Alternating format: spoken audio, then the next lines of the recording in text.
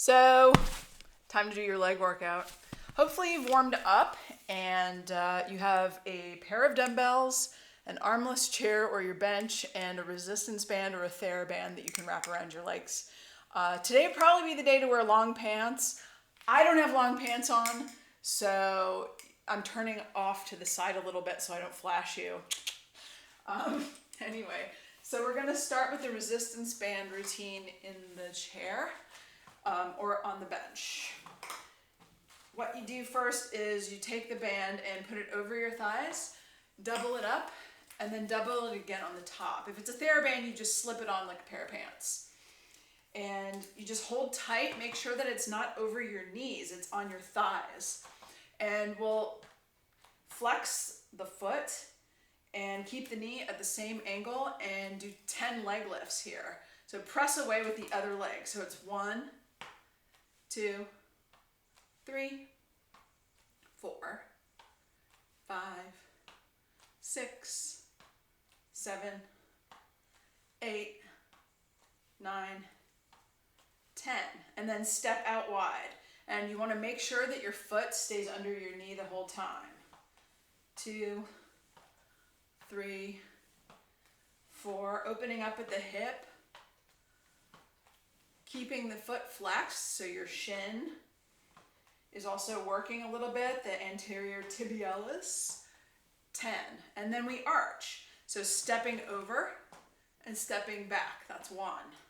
Over, back. So it's kind of a combination of the two in the last, this is a big superset of 30. This is 4, 4.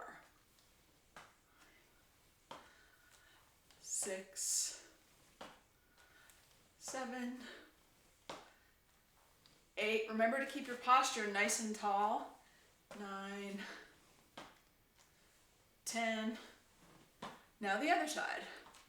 Flex the foot, press away flat on the stationary leg. 1, 2. Keep your body upright. 3, 4, 5, 6, 7, 8, 9, 10. Now stepping out wide. 1, 2, 3, 4, 5. Didn't want you to have a nice show. 7, 8, 9, 10. Now arching over and back. Over, back. 3, 4.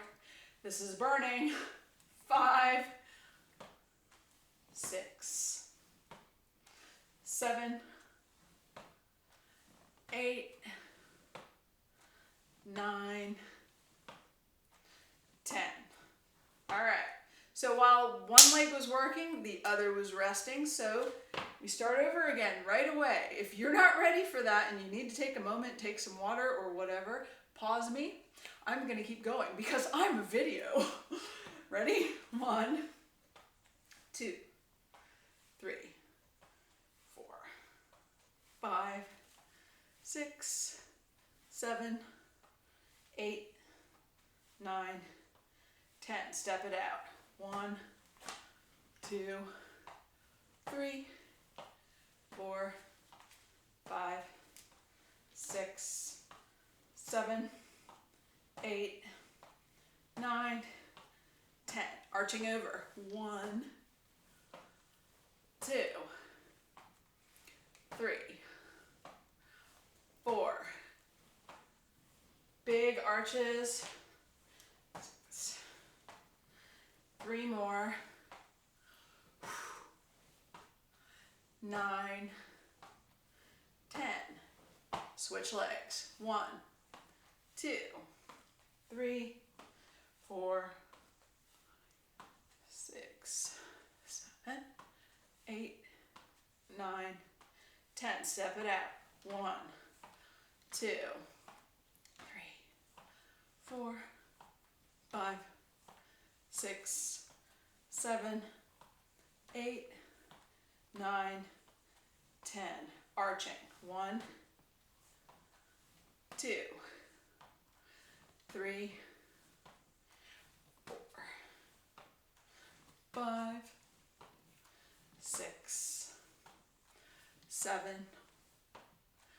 8.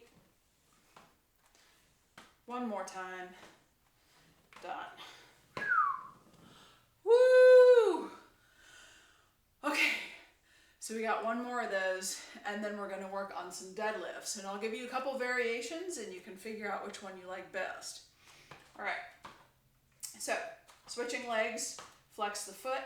1, 2, 3, 4, 5, 6, 7, 8, 9, 10. Step it out. 1, 2, 3, 4, 5, 6, 7, 8, 9, and arching. 1, 2, 3, 4, 5, 6, 7, 8, 9, and 10. Last leg. Sitting away from the chair, sitting up, and 1, 2, 3, 4, 5, 6, 7, 8, 9. Step it out. 3, 4, 5, 6, 7, 8, 9, and arches. 1, 2, 3, 4, 5, 6, 7, 8. One more time. All right. You can take that off now. Let's do deadlifts. And I think we'll just do it with some dumbbells. There's a couple ways to do it. One of them is your feet are about hip width apart, and you stand up straight, you squeeze your shoulder blades together, and you're going to, with a braced core, bending at the hips, and until your hands are about where your knees are, and then you stand right back up and squeeze. These are also called good mornings. 3, 4. Try to keep your head down a little bit instead of like this. This is really bad for the neck. So if you can keep your vision and your chin down but still maintain the upper body that I'm asking for. Here you can work your upper body by squeezing your shoulder blades and glutes and everything. So you reinforce that really good like soldier posture, and then you come down and your shoulders never come forward. So from the front it looks like this. You basically want to see this line right here never hit the floor. So here it's still up. That means your shoulders are still engaged and they haven't been weighed forward by the dumbbells. And what you don't want is this, so you still want all of that still facing the mirror. You'll see this line in the mirror. And just start with 10 reps 3 times. Whatever dumbbells you think you can use here. I think that's 10. Who knows? So give you one more set of those, and then we'll try a single leg move. You'll want to be near a wall just so you can grab for balance. So let's do one more set of these, and I'll face the side again. I'll go this way, a different side. How refreshing. Squeeze it. Each time, squeeze. Don't forget that. Very important. Now, you can, in a variation, go like this at the very bottom. So you bend your knees just the tiniest bit. So you hinge at the hips and bend at the knees. And then you might get a little deeper into the back of the thigh. It doesn't have to be much, though. You might feel it more if you just bend it slightly, or you can stay with the stiff-legged ones like that. I'm going to assume that's 10. So the other one is a single stiff-legged deadlift, and This is a lot more about challenging single-footed move, it's balance, and maybe a little scary. So you're gonna bend the standing leg, and this one is behind you a little bit, and that's the same side. The leg that's kicking back is the one that's holding the dumbbell. So the right leg kicks back and the right hand is holding the dumbbell. Put your hand on your bench and then come back up. And you can come to here, so you're like in a staggered stance. That way, see, standing leg bending. You're going here and you're keeping the tension on the muscles of the standing leg. That's what you're working here. You just do nice and slow and controlled. Always grabbing a hold of the bench each time. And I would recommend that you sort of wedge yourself between a wall and the thing you're putting your hand on. That way if you flop in the other direction, you've got something to catch you. So let's switch sides. I'm going to go to the other side.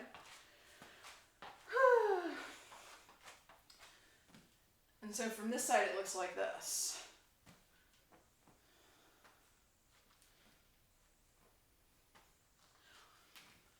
And I would say 10 3 times on any one of them that you choose. If you choose to do these, this is 7, 8, maybe wait until Dad's home, just in case, 9, 10. If you have a kettlebell, you can also do it with the kettlebell. The nice thing about that is because it has a handle on it, and it weighs down a little bit more, you can touch the floor with it. So because it's a longer thing. So you can get into that position again and bend the knee enough to actually touch the floor and then push off of your bench. And use the muscles in the standing leg. Now, if that doesn't feel comfortable to you, you can also maybe put a pillow on the floor, something to land on. So that's another variation that's interesting. That just gives you a little more of a higher landing spot. So you feel like you're not just gonna come crashing to the floor. And I'll just do 2 more and assume this is 10. And then switching sides, I'll do the same on the other.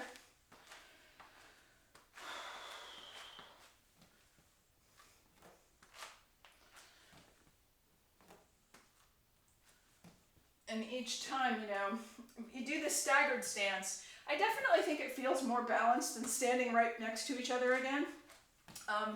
And you also keep more of the tension on that standing leg by doing it. I'll call this 5 because I don't know anymore.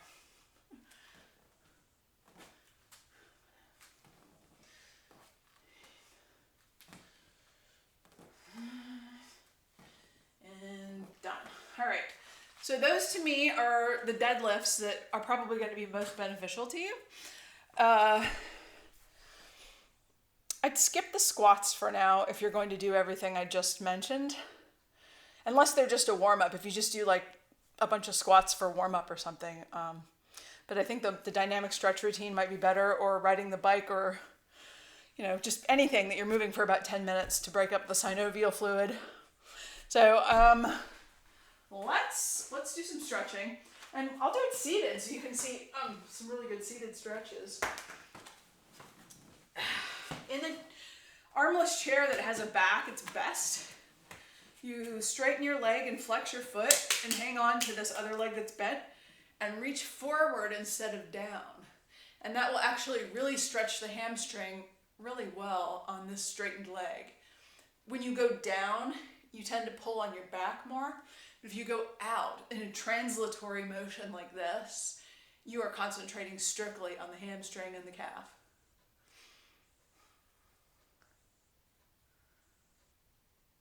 And then switch. I've gotten to where this is the only way I will stretch my hamstrings. I can do it standing or put my foot up on something, but I never reach towards my foot anymore because I can stretch my back in other ways.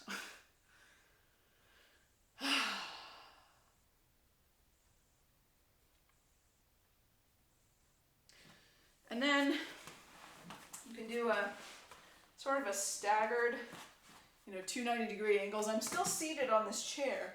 What I'm gonna do is tilt my tailbone under slightly, and I'm feeling it in this quad. And you can reach forward and then wedge your hand here on the inner thigh and twist out. So you're getting inner thigh, quad, and upper body. And then turn around and face the back of the chair, and you're gonna pull with one hand and push with the other, and that'll get you a nice spinal stretch as long as you're sitting up tall. For a bonus, you look over your shoulder too.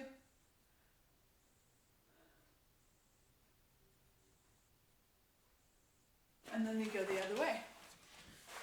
Stay put, you. All right. A couple of 90-degree angles. Tilt the tailbone under and you'll get the quadricep. And then wedge your hand into this leg and twist out.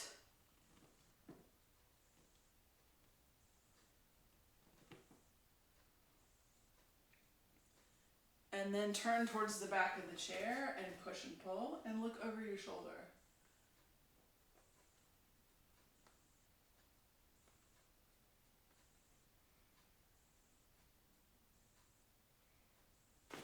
All right. So that's that. I would also say that you would do really well to roll out your quadriceps either during your warm-up or after your workout. Your body's pretty warm after a workout, so if you're not really worn out, it would be a great time to roll out. Those muscles got worked pretty good. Burns like crazy, as you know now. So you want to be able to undo some of that magic with one of these guys. And what you do is I know it's on the floor, but here we go anyway. You get yourself on top of it, your thighs on top of it, and you just walk your body out and back on your forearms until you feel it in your quads. I'm not sure which muscle, there's 4 of them in the quadricep, that's what quad means. But you'll find where it is, and then you would just do tiny rolls where you find the pain, where you find those little adhesions in the muscle. Woo! Man, I have a few.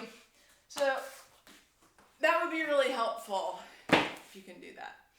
I think that's all I've got for you. So that's your leg workout. It's 18 minutes, 22 seconds. Not bad.